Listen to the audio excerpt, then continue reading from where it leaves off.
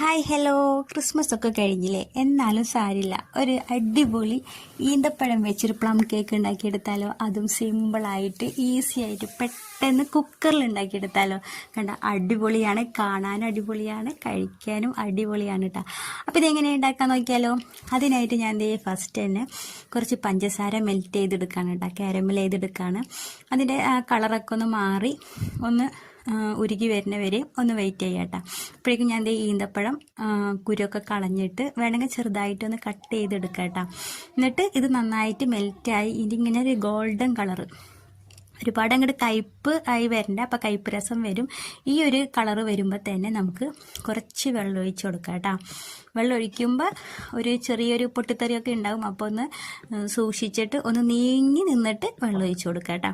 അപ്പോൾ ഇളക്കുമ്പോൾ തന്നെ ഒന്ന് ഇതേപോലെ ഒരു ഇതൊക്കെ ആയിട്ടായിരിക്കും കിട്ടുക. പക്ഷെ ഇത് കാണുമ്പോൾ ഒന്നും വിചാരിക്കേണ്ട, കുറച്ച് കഴിയുമ്പോൾ തീ ഒന്ന് കൂട്ടിയിട്ടാൽ മതി. കുറച്ച് കഴിയുമ്പോൾ അതൊക്കെ അങ്ങോട്ട് നന്നായിട്ട് മെൽറ്റ് ആയിക്കോളൂ കേട്ടോ.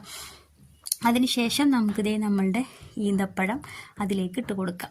ഇനി ഈന്തപ്പഴം വേറെ വേവിച്ചിട്ട് വേണമെങ്കിൽ അങ്ങനെ ചെയ്യാം, പക്ഷെ ഇങ്ങനെ ചെയ്യുമ്പോൾ നല്ല ടേസ്റ്റ് ആയിരിക്കും കേട്ടോ. ഈ ഇതിൽ കിടന്ന് അങ്ങോട്ട് സോക്കായിട്ട് കിടക്കുമ്പോൾ അടിപൊളിയായിരിക്കും. അപ്പോൾ ഇതേ ഈന്തപ്പഴം നന്നായിട്ട് അതിലേക്ക് ഇട്ട് കൊടുക്കുന്നുണ്ട്. ഇനി നന്നായിട്ട് ഇളക്കി ഒരു 10 മിനിറ്റൊക്കെ മൂടി വെച്ചിട്ട് ചെറിയ തീയിൽ ഒന്ന് വേവിച്ചെടുക്കാം കേട്ടോ. അപ്പോൾ ഈ പഞ്ചസാര എന്താ പറയുക, ഈ കാരമലൊക്കെ ഇതിൽ നന്നായിട്ട് ലയിച്ചിട്ട് ശരിക്ക് ഇതിൽ നന്നായിട്ട് പിടിച്ചിട്ടുണ്ടാവും കേട്ടോ. അതുവരെ ഇതൊന്ന് മൂടിയിട്ട് ഒന്ന് വേവിക്കുക. ഒരു 10 മിനിറ്റ് അത്രേ ഞാൻ വേവിച്ചോളൂ കേട്ടോ. അപ്പോൾ 10 മിനിറ്റ് കഴിഞ്ഞിട്ട് കാണാം. 10 മിനിറ്റ് കഴിഞ്ഞിട്ടുള്ള സംഭവമാണ് കേട്ടോ. അടിപൊളിയായിട്ട് ഇത് തന്നെ കഴിക്കാൻ നല്ല രസമായിരുന്നു കേട്ടോ. പിള്ളേർ തന്നെ എടുത്തുകൊണ്ട് പോവായിരുന്നേ.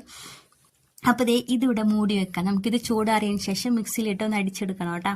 അപ്പോൾ ഇതങ്ങോട്ട് മാറ്റി വെക്കാം. ഇനി നമുക്കിത് അടുത്തതായിട്ട് വേണ്ടത് മൈദ, നമ്മുടെ കേക്കിൻ്റെ മൈദ മാവൊക്കെ ഒന്ന് അരിച്ചെടുക്കട്ടോ. ഞാൻ ഇവിടെ ഒരു 1/4 ഭാഗം, ഈ പാത്രത്തിൻ്റെ 1/4 ഭാഗം മൈദ എടുത്തിട്ടുണ്ട് കേട്ടോ. അത് നന്നായിട്ട് ഒന്ന് അരിച്ചെടുക്കണം. പിന്നെ അതിലേക്ക് ബേക്കിംഗ് പൗഡർ ഒരു 1/2 ടീസ്പൂൺ അത്രയൊക്കെ എടുത്തിട്ടുള്ളൂ കേട്ടോ. അത്രയും എടുത്തിട്ട് അതും കൂടി ഇട്ടിട്ടുണ്ട്. ഇനി നന്നായിട്ട് അങ്ങോട്ട് അരിച്ചെടുക്കാം. അതിൻ്റെ തരികളൊക്കെ ഉണ്ടെങ്കിൽ ഒന്ന് മാറ്റി കൊടുക്കാം കേട്ടോ. അതിന് വേണ്ടി അരിച്ചെടുത്ത് 3 പ്രാവശ്യമൊക്കെ വേണമെങ്കിൽ അരിച്ചെടുത്തോ കേട്ടോ.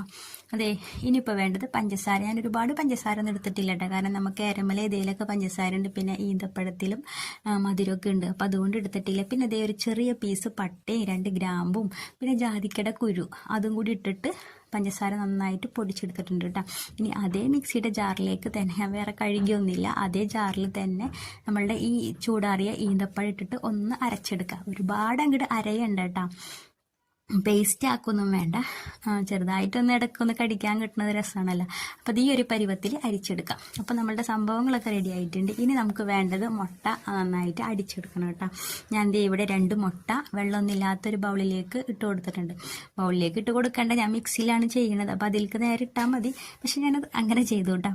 എന്നിട്ട് അത് നന്നായിട്ട് പതപ്പിച്ച് അടിച്ചെടുത്തിട്ടുണ്ട് കേട്ടോ, വാനില എസൻസൊക്കെ ഒഴിച്ചിട്ട്. അതിനുശേഷം ഒരു 3 ഇങ്ങനത്തെ ഒരു കയ്യിൽ 3 കയ്യിൽ ഞാൻ ഓയിൽ ഒഴിച്ച് കൊടുത്തിട്ടുണ്ട് കേട്ടോ. സൺഫ്ലവർ ഓയിൽ ഒഴിച്ച് കൊടുത്തിട്ടുണ്ട്. എന്നിട്ട് നന്നായിട്ട് പതപ്പിച്ചെടുത്തിട്ടുണ്ട്. എന്നിട്ട് വലിയൊരു ബൗളിലേക്ക് ഒഴിച്ചു കൊടുക്കുകയാണ് കേട്ടോ. ഇനി നമ്മൾ നേരത്തെ അരിച്ച് മാറ്റി വെച്ച മൈദയുടെ മിക്സ് അതങ്ങോട്ട് ചേർത്ത് കൊടുക്കുക കേട്ടോ. ഒരു 3 പ്രാവശ്യമൊക്കെ ആയിട്ട് ഇട്ടിട്ട് പയ്യെ ഇതിങ്ങനെ മിക്സ് ആക്കി എടുക്കുക. കുത്തി ഇളക്കൊന്നും വേണ്ട, ഇങ്ങനെ കാണിക്കുമ്പോൾ സ്പീഡായിട്ട് തോന്നണതാണ് കേട്ടോ. കുറേശ്ശെ ഇട്ടിട്ട് ഇളക്കിയെടുക്കുക. ഇനി കുറച്ച് പാല് ഞാൻ ഒഴിച്ച് കൊടുത്തിട്ടുണ്ട് കേട്ടോ. ഒരിത്തിരി പാൽ ഒഴിച്ച് കൊടുക്കുക. അപ്പോൾ ഒന്ന് ലൂസാവാനായിട്ട് ഒരിത്തിരി പാൽ ഒഴിച്ച് കൊടുത്തിട്ടുണ്ട്. ചൂടില്ലാത്ത സാദാ പാലാണ് കേട്ടോ. അതിന് ശേഷം നമ്മൾ ഈന്തപ്പഴത്തിൻ്റെ മിക്സ് അത് ചേർത്ത് കൊടുക്കുക. അതും കൂടി ചേർത്ത് കൊടുത്തിട്ട് നന്നായിട്ട് ഇളക്കിയെടുക്കുക കേട്ടോ. ഇതിങ്ങനെ ഇളക്കുമ്പോൾ കുറച്ച് ഒരു ടൈറ്റൊക്കെ ആയിട്ടൊക്കെ തോന്നും, പക്ഷെ കുഴപ്പമൊന്നുമില്ല കേട്ടോ. കുറച്ച് കഴിയുമ്പോൾ ലൂസായിക്കോളും. പിന്നെ ലാസ്റ്റ് ഞാൻ ഇപ്പോൾ ചേർത്തിയേക്കണത് കുറച്ച് സോഡാപ്പൊടിയും ഒരു നാരങ്ങയുടെ നീരും, കുറച്ച് നാരങ്ങയുടെ നീരും കൂടി മിക്സ് ചെയ്തിട്ട് അതും കൂടി ചേർത്ത് കൊടുക്കുകയാണ് കേട്ടോ. എന്നിട്ട് കുക്കറിലേക്കാണ് ഞാനിത് ഒഴിച്ച് കൊടുക്കുന്നത്. കുക്കറിൽ ഓയിലൊക്കെ തേച്ചിട്ട് കുറച്ച് മൈദൊക്കെ മിക്സ് ചെയ്തതിന് ശേഷം ഇതങ്ങോട്ട് ഇട്ട് കൊടുക്കുകയാണ് കേട്ടോ. ഇങ്ങനത്തെ ഒരു ഫ്രൈ പാൻ വെച്ചിട്ട്, പഴയ എന്തെങ്കിലും ഒരു ഫ്രൈ പാൻ വെച്ചിട്ട് അതിലേക്ക് ഇറക്കി വെച്ച് കൊടുക്കുക കേട്ടോ. ഒരു എനിക്ക് പിടിച്ചതൊരു 45 മിനിറ്റ് എനിക്ക് പിടിച്ചിട്ടുണ്ട്. ചിലപ്പോൾ ഓരോ തീയുടെയും കുക്കറിൻ്റെ ഒക്കെ ഇതനുസരിച്ചിട്ട് ചിലപ്പോൾ സമയത്തിലൊക്കെ മാറ്റം വരാൻ ചാൻസ് ഉണ്ട് കേട്ടോ. അപ്പോൾ അത് മണക്ക വരുമ്പോൾ നോക്കണം. അപ്പോൾ ഇതേ അടിപൊളിയായിട്ട് നന്നായിട്ട് പൊന്തി വന്നിട്ടൊക്കെ ഉണ്ട്. മുകളിൽ ഞാൻ കുറച്ച് നട്ട്സൊക്കെ ഇട്ടിട്ടുണ്ട് കേട്ടോ. എന്തായാലും അടിപൊളിയായിരുന്നു. അപ്പോൾ ഒരു പ്രാവശ്യമൊക്കെ ഒന്ന് ട്രൈ ചെയ്ത് നോക്കാം. വീഡിയോ ഇഷ്ടമാവണമെങ്കിൽ എല്ലാവരും ഒന്ന് ലൈക്ക് അടിച്ച് സപ്പോർട്ട് ചെയ്യണേ. ബൈ.